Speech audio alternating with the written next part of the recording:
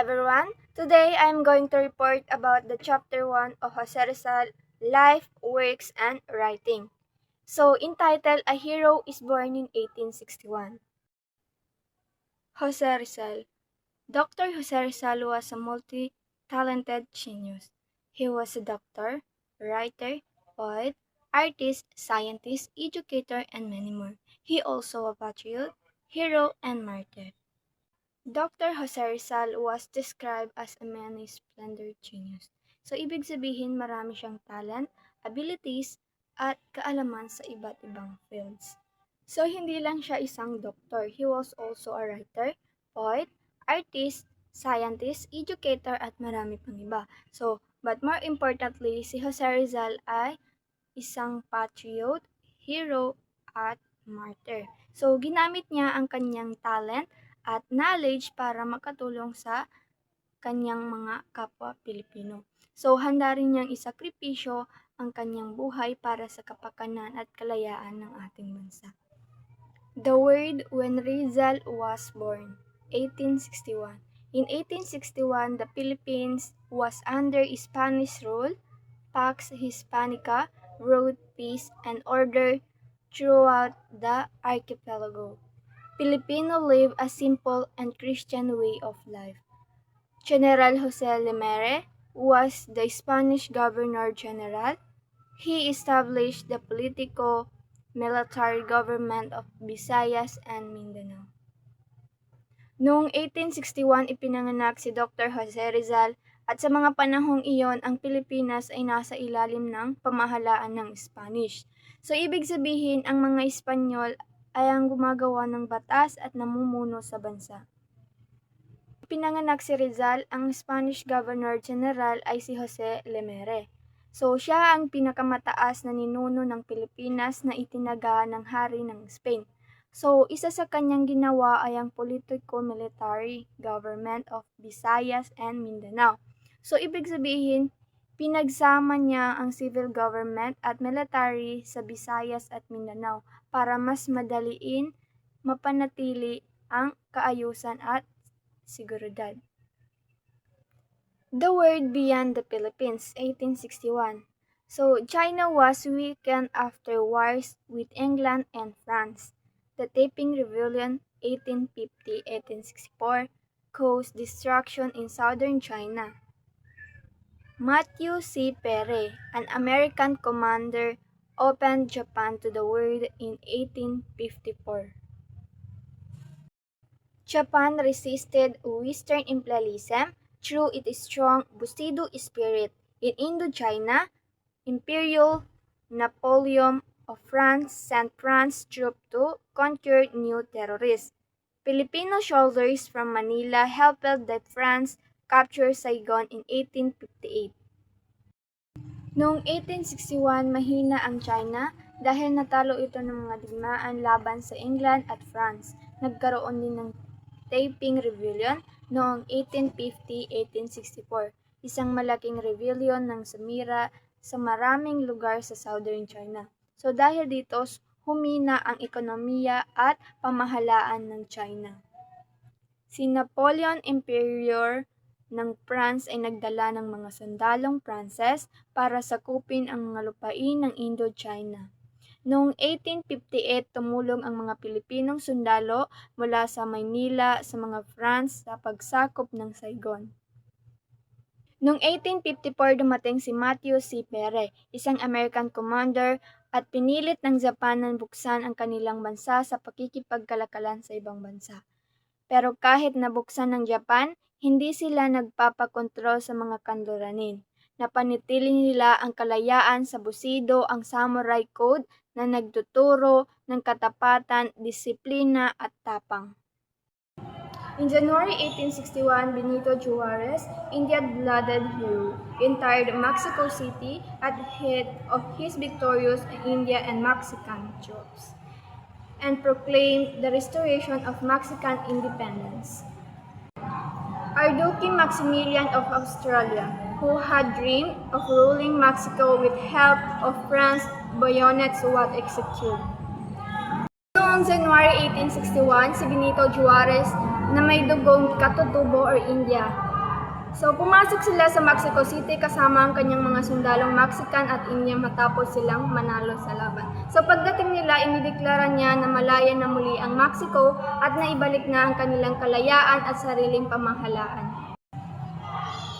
Ruled by Queen Isabella, Spain lost most of each colonies except Cuba and Puerto Rico. The country faced real civil wars, political conflict, and weak leadership. As a result, became weaker and unstable during the time Rizal was born. Noong ipinanganak si Rizal noong 1861, ang Spain ay pinamumunuan ni Queen Isabella. So, hindi maganda ang kalagayan ng Spain dahil nawala sa kanila ang karamihan sa kanilang mga kolonya, maliban sa Cuba, Puerto Rico. So, bukod ba rito, maraming civil wars, awayang politika at mahinang pamumuno kaya humina at naging hindi matatag ang bansa. So, ito ang sitwasyon ng Spain noong panahon ng kapanganakan ni Jose Rizal. The birth of Jose Rizal. Jose Rizal was born near midnight on Wednesday, June 19, 1861 in Calamba, Laguna. He was born few days before the full moon. Mahirap ang kanyang birth at muntikan nang mamatay ang kanyang ina. So habang siya ay pinanganak, dahil dito nangako ang kanyang ina na pupunta siya sa Antipolo at bibisita sa shrine ng Virgin sa Antipolo bilang pasasalamat. He is baptized by Rev. Rufino Colantes. Good Father, Rev. Pedro Casanas. Name Jose is honor of Saint Joseph. Siya ay bininyagan ni Rev. Rufino Colantes. Ang kanyang good father ay si Rev. Pedro Casanas. Ang pangalang Jose ay binigay sa kanya ng kanyang ina bilang honor kay Saint Joseph. Common tradition noon sa mga Catholic families ang magpapangalan sa mga anak after saint. So that's all. The next topic will be discussed by my group mates.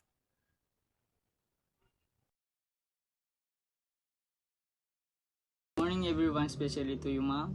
My name is Junaidin A. Asi and this is my video report.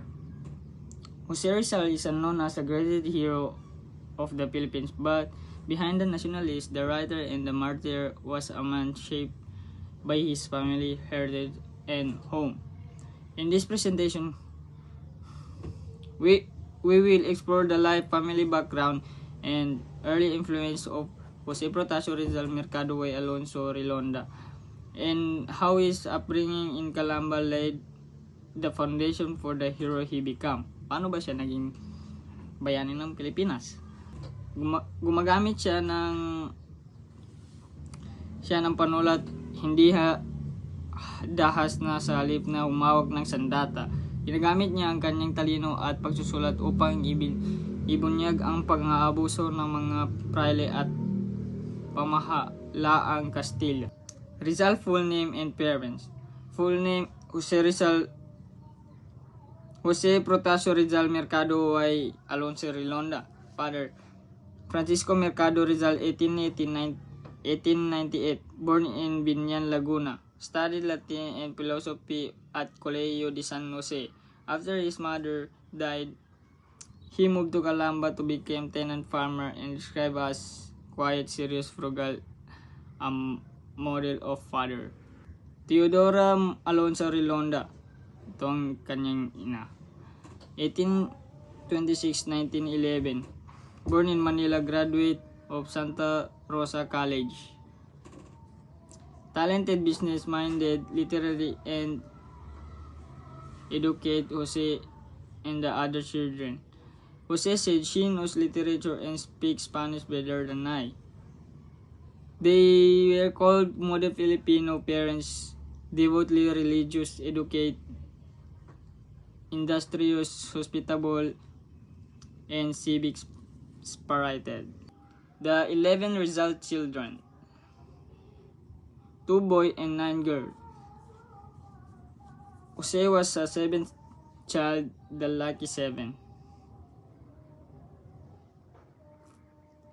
Saturnina, 1850-1913, married Manuel T. Hidalgo. Pasiano 1851-1930. Older brother became a general after Jose execution, later a gentleman farmer. Farmer. 3. Narcisa 1852-1939. Married Antonio Lopez. Olympia 1855-1887. Married Silvestre Ubaldo. Lucia 1857-1999. Married Mariano Herbosa. Maria married Daniel Faustino Cruz. Jose 1861-1896. married Josephine Bracken. Concepcion 1862-1885. died at age 3. Josefa 1865-1945. did not marry. Trinidad 1868-1951. did not marry. Soledad 1870-1929. youngest married Pantaleon Quintero. Ancestry. Paternal side, Chinese blood from Domingo Lamco of Chinchiu, Francisco, and his father were both capitanes of Binyan. Also linked to Lacandula Las Malay, king of Tondo.